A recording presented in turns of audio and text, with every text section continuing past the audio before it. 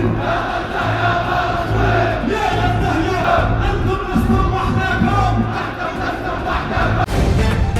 Live TV, सच सबसे आगे।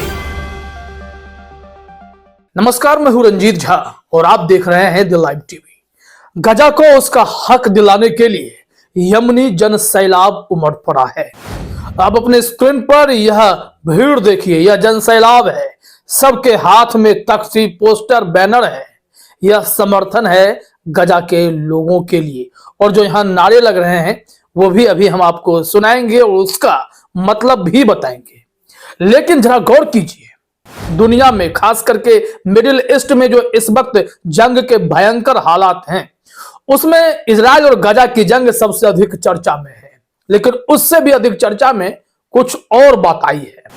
Yemen के हूथियों का लाल सागर पर दबदबा, जिससे पश्चिमी देशों में छटपटाहट साफ देखी गई। आखिर दुनिया में कई देश हैं, बड़ी बड़ी बातें कर रहे हैं। गजा और इजराइल की जंग को गलत भी बता रहे हैं, इजराइल को रुकने के लिए भी कह रहे हैं, युद्ध विराम की बात भी कह रहे हैं, चेतावनी, धमकी सब देते हैं, लेकिन करते कुछ नहीं।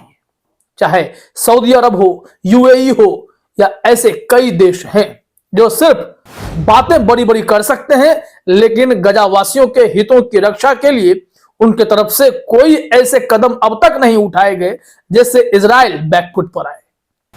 अमेरिका कभी हां कभी ना की स्थिति में है, लेकिन एकमात्र देश यमन के हूथियों ने जिस तरीके से लाल सागर में मोर्चा संभाला है और गजावासियों के हक के लिए अंतिम सांस तक लड़ाई लड़ने की बात कही है, तो उससे साफ पता चलता है कि असल में गजा का हितैषी कौन है।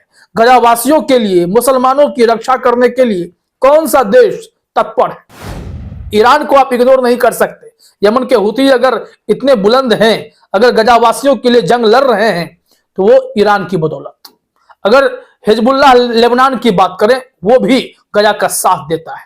लेकिन ऐसे बड़े बड़े तुर्रम खां वाले देश, जिसके नाम है कि वो चाहे तो इजराइल को रोक सकते हैं, वो सिर्फ बातें करते हैं और फिर इजराइल को धमका देंगे, लेकिन करेंगे कुछ नहीं। यहां यमन का नागरिक, यमन के हूथी सेना, ये सब पूरी तरीके से जोर शोर से कोशिश में है कि गजा पर इजरायली आक्रमण बंद हो जाए और इजराइल फिलिस्तीनियों को उसका हक दे दे।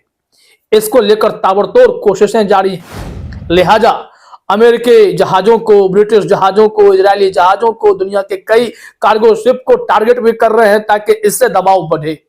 बदले में उन पर हमले भी हो रहे हैं, वो पीछे नहीं हट रहे हैं। लेकिन जो इस वक्त वीडियो फुटेज अभी हमने आपको दिखाए, उसके मायने समझने जरूरी हैं।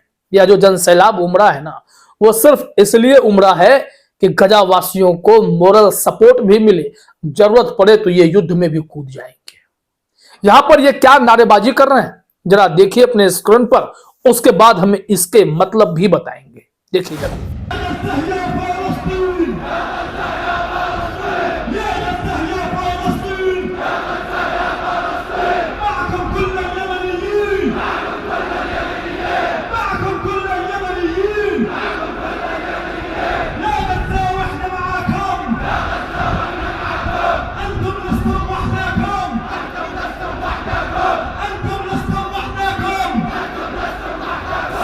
तो देखा आपने, अब यहां जो नारेबाजी हो रही है, चूंकि भाषा का फर्क है, तो उसके मायने क्या है। गुलाम नबी मदनी ने यह वीडियो शेयर किया है, उर्दू में उन्होंने ट्वीट किया और इस नारेबाजी को लेकर उन्होंने जो बातें लिखी हैं उसे हमने ट्रांसलेट कर समझने की कोशिश की है।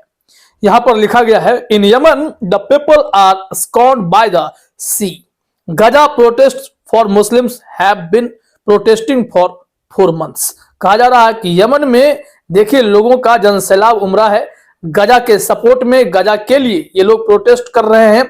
ये तमाम गजा में जो मुस्लिम हैं उनकी रक्षा के लिए 4 महीनों से लगातार प्रदर्शन कर रहे हैं ताकि उन्हें उनका हक मिले, इजरायली पीछे हटे। कहा जा रहा है, oh Gaza you are not alone, we are with you. अरे ओ गाजा वालों, आप अकेले नहीं, हम सब आपके साथ हैं। पूरे फिलिस्तीन के हक की लड़ाई के लिए हम लोग साथ हैं। तीसरा point, we will continue to fight for you. हम आपके लिए जंग लड़ते रहेंगे, यह लड़ाई थमेगी नहीं। I wish all the Muslim countries would take this initiative together.